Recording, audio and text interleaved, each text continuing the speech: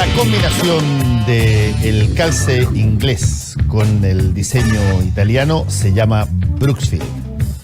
Nacido en Italia, en la región del Piamonte en 1971. Usted lo puede encontrar en Casa Costanera, en Alto Las Condes y en el Portal La Dehesa. El día siempre comienza mejor con una taza grande de café. Su sabor y aroma tan característicos lo han convertido en el protagonista del desayuno. Es para ese momento que les recomiendo probar la gama Lungo de Nespresso. Café 100% de grano tostado y molido, ideales para partir el día con energía. Almuerzo ejecutivo en City Sheraton Santiago, de lunes a viernes de 12:30 a 15:30 horas. Quiebre la jornada y venga a darse un verdadero gusto. Con un menú ejecutivo de 3 tiempos, con bebidas de refill sin límite y a solo 17.500 pesos por persona.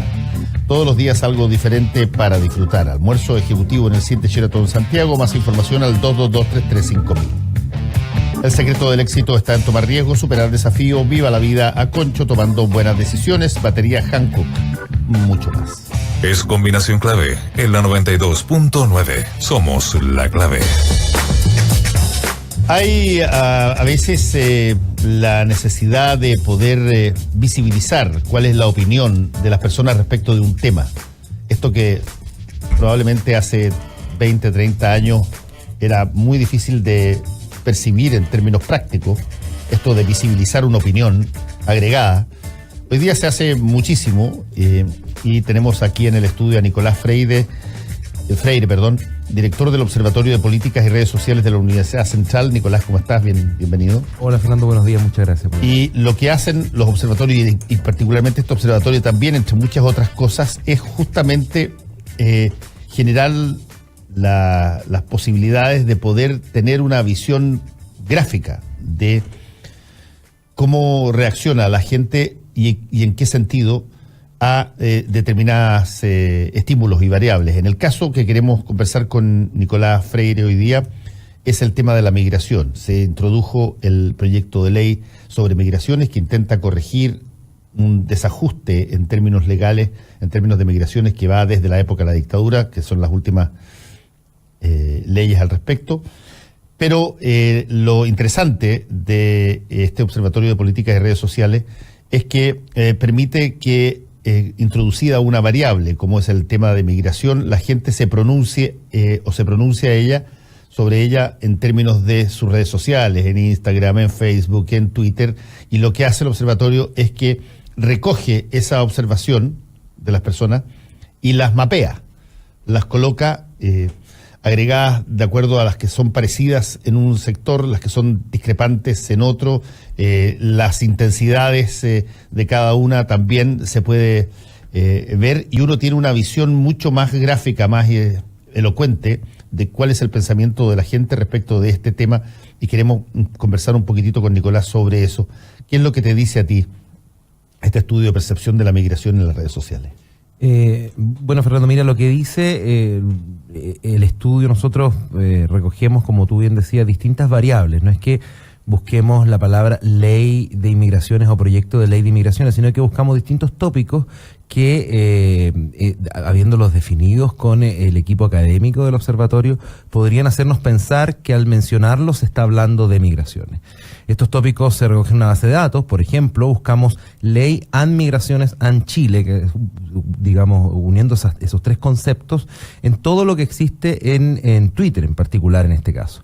Lo hicimos también con lo que tiene que ver con migraciones y Chile como concepto, y como inmigraciones y Chile. Y buscamos también en la cuenta del Ministerio de Relaciones Exteriores un poco para contrastar si efectivamente se estaba hablando de lo que nosotros buscábamos o no.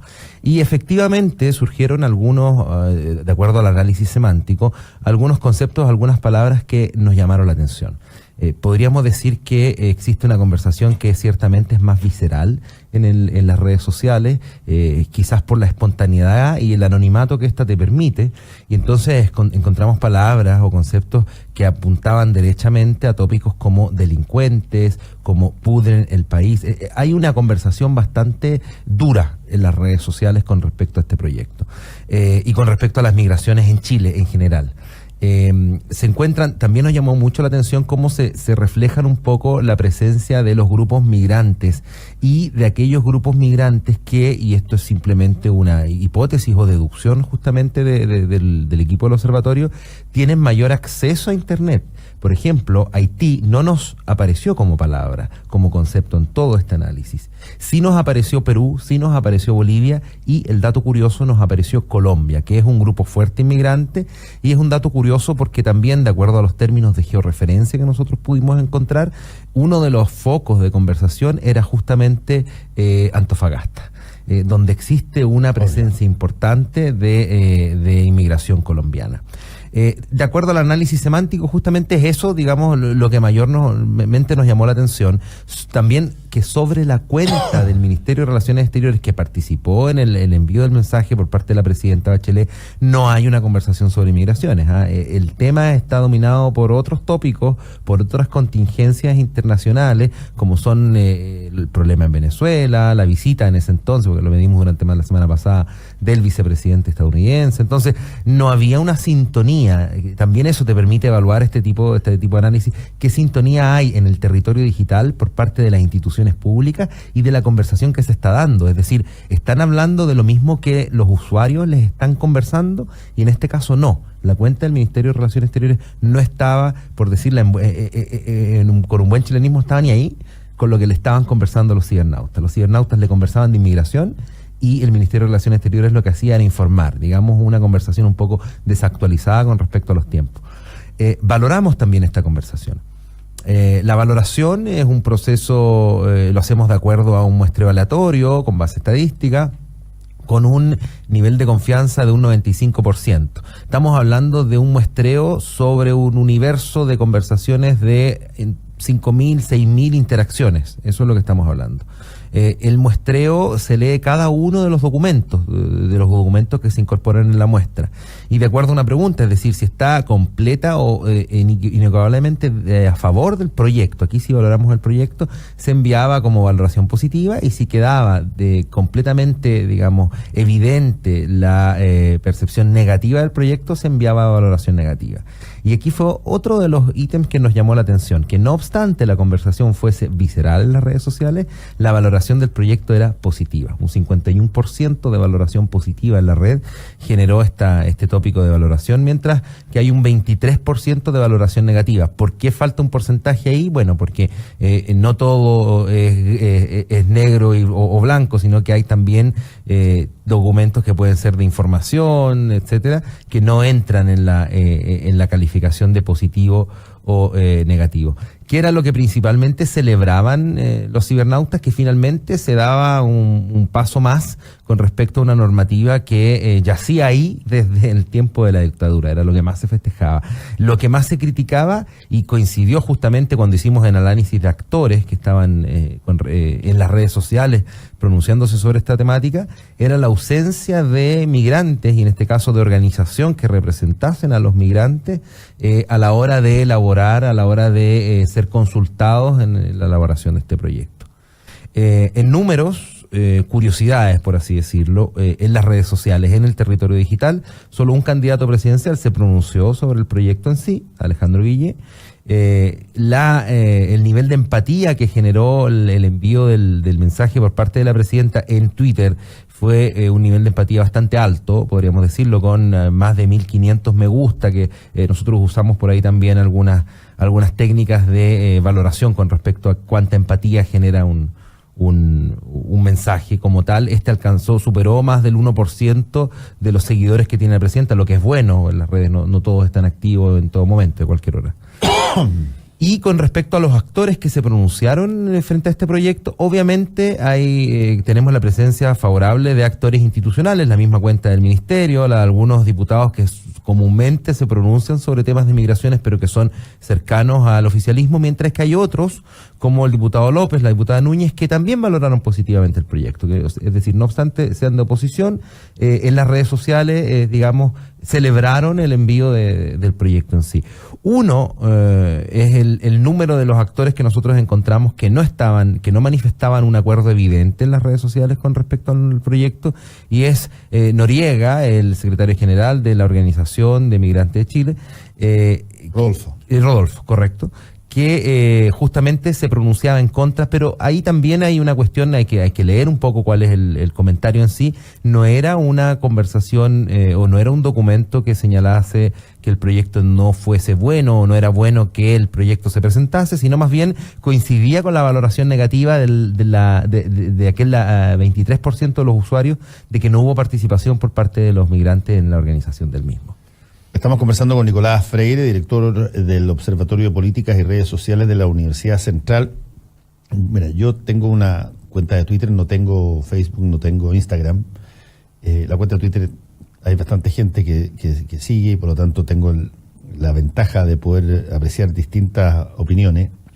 Y hay distintos tipos de formas de observar el parecer de la gente respecto de algo. Tú tienes desde las cosas que son obvias, alguien que te valora positivamente en forma explícita una situación, o te la destruye también en forma explícita. Pero hay una gama de grises donde uno tiene que a veces interpretar que valora ciertas cosas y no valora otras. O hay énfasis en que hacen o lamentan la tardanza de algo y por lo tanto no le ven mucho destino positivo.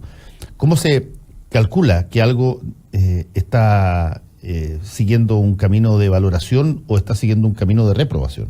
Claro, a ver, muchas gracias por a través de esta pregunta permitirme dar a conocer lo que en el orgullo de la dirección de este observatorio trato siempre de señalar.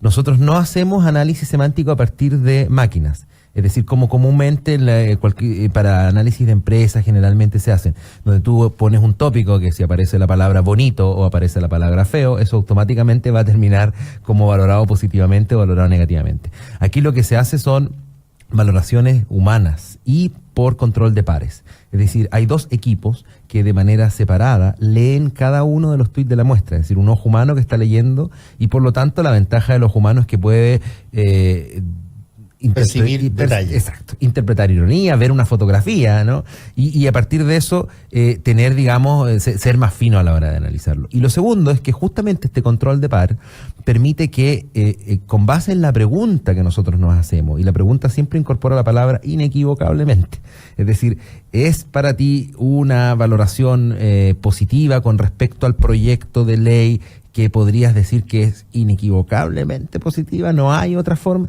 Perfecto. Cuando hay una diferencia de evaluación por parte de los equipos, eso no termina ni en positivo ni en negativo, sino que se va neutro. Entonces es un segundo filtro que nos permite un poco ser más finos a la hora no solo de ver ironía, no solo de interpretar un mensaje, no solo de ver una fotografía u otro tipo de emisión del documento, sino que nos da esta posibilidad de llegar a niveles de confianza que son por sobre el 95% y que... Para ser sincero, con los distintos temas que hemos podido analizar, nos hemos encontrado que cuando tenemos que volver al estudio sobre los mismos, porque estos son estudios que después permiten investigación en la academia, en el momento de la investigación se confirma que la valoración ha sido realizada de manera eficiente y eficaz. Sí, aquí hay una pregunta que te la mandan por Twitter, por cierto, no sé cómo se llama, pero supongamos que sea su nombre, Némesis Leclerc. Consulta cuál es la diferencia entre observatorio y otras herramientas de interpretación como las encuestas y el efecto factual. También se agradece la pregunta. Hoy estoy muy feliz, de verdad. Lo peor que le pueden decir a un periodista, porque uno cada vez que escucha, le agradezco la pregunta, la gente o mucha gente en piensa su casa que dice, estos gallos se pusieron de acuerdo antes para darse preguntas. Doy fe que así no es, pero bueno. La diferencia está en que nosotros no hacemos predicción. Nosotros no de ninguna manera en el observatorio pensamos que esto pueda predecir una determinada situación. A ver, nosotros partimos de del siguiente cuestionamiento. Las redes sociales cambiaron las formas de relacionarse, cambiaron las formas societales y por tanto están cambiando también las formas de hacer política. Por eso es que decidimos medir también las redes sociales como un terreno en el que se realiza la política. No es ciertamente el terreno fundamental, pero es uno de los terrenos en los que la política se da. Y la política, entiendo la política electoral, tanto así como las políticas públicas, como en este caso estamos analizando el envío de un proyecto de ley. Con respecto a las encuestas, nosotros primero que todo no hacemos una pregunta frente a un determinado tema, sino que recogemos el universo de información disponible y lo que hacemos después es procesarla, es decir, no necesitamos definir ex ante cuál es el tema que nosotros vamos a consultar. Nosotros ex post, después de haber recogido los datos, los analizamos. Una segunda gran diferencia, a mi juicio, es que no somos contexto dependientes, es decir, las redes sociales son líquidas, van cambiando de un día a otro. Puede un fenómeno hacer cambiar la opinión de un cibernauta y hacer cambiar también la forma en que el cibernauta tiene un approach con respecto a esa determinada temática. Hay una mayor sinceridad, ¿no? Hay un anonimato que de alguna manera le permite o nos permite recoger impresiones que podríamos definir más espontáneas. Algunos dicen viscerales, como lo pudimos ver también en el caso de este estudio, pero seguramente más espontáneas. Y me anticipo un poquito a la pregunta que generalmente viene después de esto. Bueno, pero en las redes sociales también participan, hay sesgos desde el punto de vista socioeconómico, hay sesgos desde el punto de vista de si participan o no participan trolls o bots, que no son usuarios reales. Bueno, son personas, digamos. Exactamente. Ese sesgo también está presente en la vida real. Cuando tú ves una encuesta, el nivel de participación política también tiene un sesgo. Cuando tú ves la presencia de usuarios y bots a nivel político, nosotros podemos hacer la analogía con lo que es la movilización política, es decir, que hay gente que está ahí. De hecho, en la encuesta el margen de error te puede de alguna manera establecer la dimensión del sesgo, digamos. Justamente, y además nosotros haciendo el análisis muestral, lo que hacemos es individuar cuál podría ser la cantidad de presencia, y lo hemos hecho, un dato que pretendemos sacar dentro de poco, la cantidad de trolls o la cantidad de bots, la cantidad de sesgo en ese sentido, en el caso, por ejemplo, de cuando hacemos valoración de candidatos presidenciales. Entonces, ese también es... Ahora, hay una cosa que es interesante constatar, Nicolás, que es la diferencia entre lo que podríamos determinar un sesgo, es decir, algo o alguien que tiene una inclinación previa frente al tema, independientemente de lo que digas, tiene un prejuicio respecto del tema, a el diseño que yo hago de determinadas cuentas falsas para que intencionalmente tengan una posición determinada respecto al tema.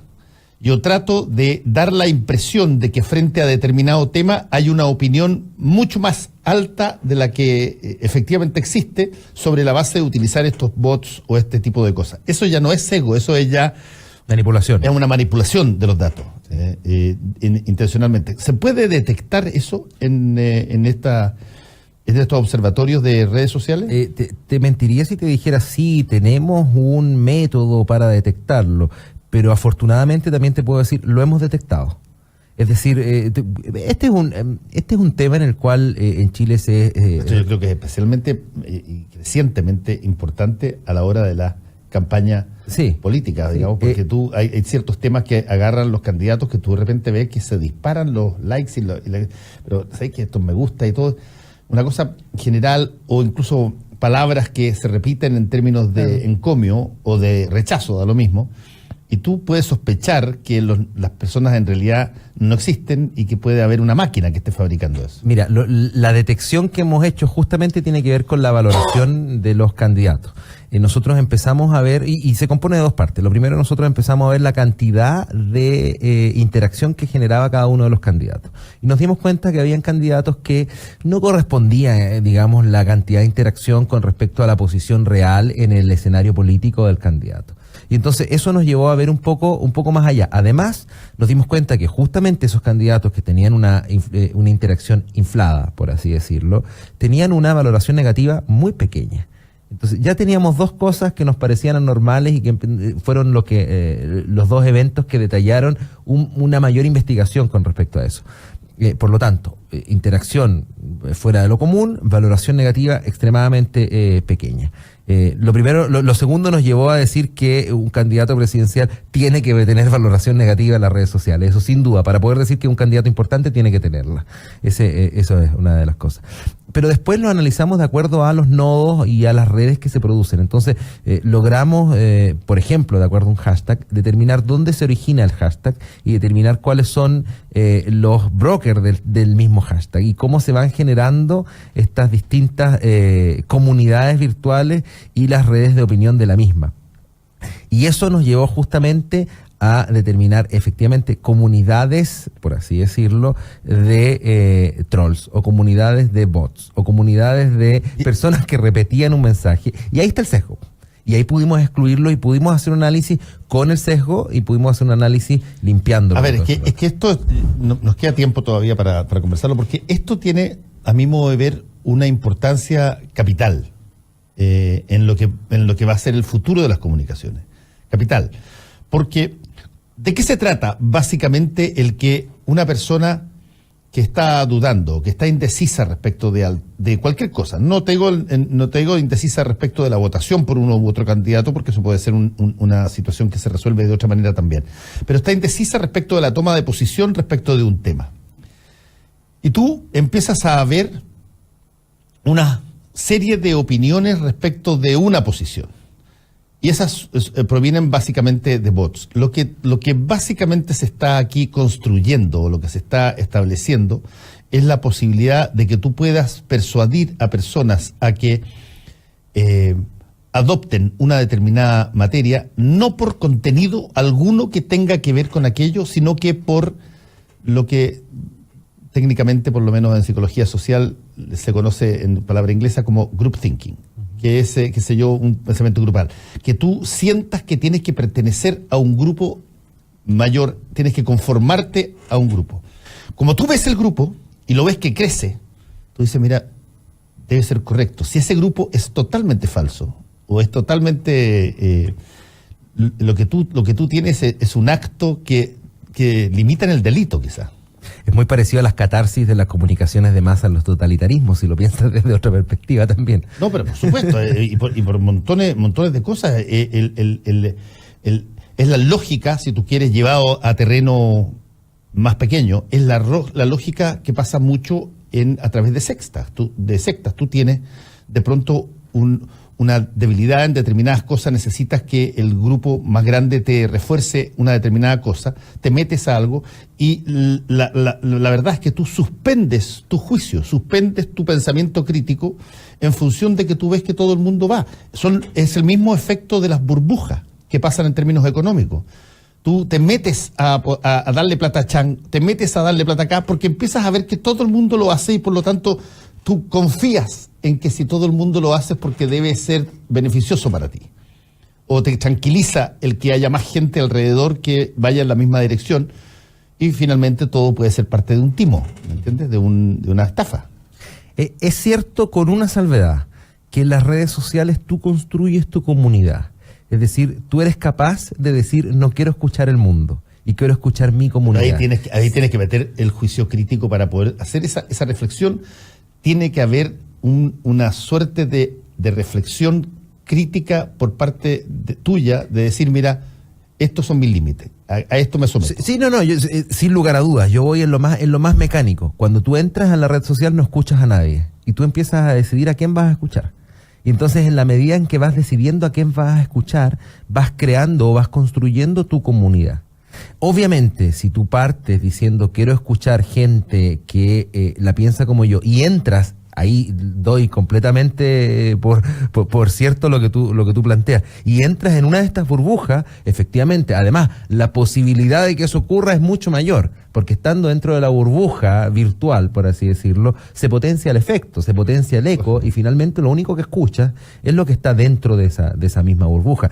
Es por eso que también permite, me permite poder decir que Es por eso que las redes son importantes y no van dejadas de lado. Es por eso que se tienen que, o se deben, no solo reconocer, sino que entender como uno de los territorios donde no quiero llegar, no soy sociólogo, soy politólogo, por lo demás, no quiero llegar a decir se da la interacción, no, pero sí es una nueva forma de relacionarse virtualmente, es una nueva forma de construir escenarios informativos. La presencia de los medios es sin lugar a duda. ¿Tuviste Westworld, la serie de HBO sobre un mundo futuro que tiene como... Tú puedes ir al pasado, a la época de los Cowboys acá. Sí. Hay una parte súper interesante ahí que este mundo está compuesto por, entre comillas, turistas que pagan una cantidad gigantesca por ser transportados a este lugar donde se revive el mundo del oeste y donde pasan un montón de cosas que no voy a contar, pero está habitado este mundo. Los apaches, los de la caballería, son robots. Súper parecidos. Entonces, se hace una pregunta, porque el gallo dice, estos gallos son robots. Entonces, se hace una pregunta en un momento dado al jefe que diseña esto. Le dice, perdón, si tú no puedes distinguir en ningún aspecto, ni en el físico, ni en el biológico, ni nada, puedes tener relaciones sexuales con ellos. Si tú no puedes distinguir a la persona humana del robot, ¿qué diferencia hace? ¿Qué importancia te puede hacer que estés con uno o con otro? Lo que es una buena pregunta en el caso de esto. Si tú no puedes distinguir al falso del verdadero persona en las redes sociales, no la puedes distinguir, ¿qué diferencia te puede hacer a ti el que tú apoyes o no apoyes a una persona que te está implicando, manipulando o prejuzgando, sesgando a priori una opinión? Sí, sin duda estarías escuchando un mundo que no existe. Sin duda. Afortunadamente, hasta el día de hoy podemos, de alguna manera y con cierta confianza, determinar cuáles son las participaciones no reales. Y cuando ahí yo hago el llamado a entenderlas, a participar como una herramienta real, también tienen que ser en algún momento reguladas. Y yo creo que la regulación también pasa justamente por el impedimento de ciertos tipos de participación que no son reales, que no son las que te permiten aprovechar de las ventajas de la red, de la espontaneidad, de la sinceridad, etcétera. Bueno, Nicolás Freire, te quiero agradecer por haber estado con nosotros. Nicolás es director del Observatorio de Políticas y Redes Sociales de la Universidad Central. Muchas gracias por haber estado en Combinación. Muchas gracias por la invitación. Volvemos. ¿Tienes listo tu comentario en redes sociales? Ya regresa Combinación Clave. En la 92.9. Tu opinión nos importa.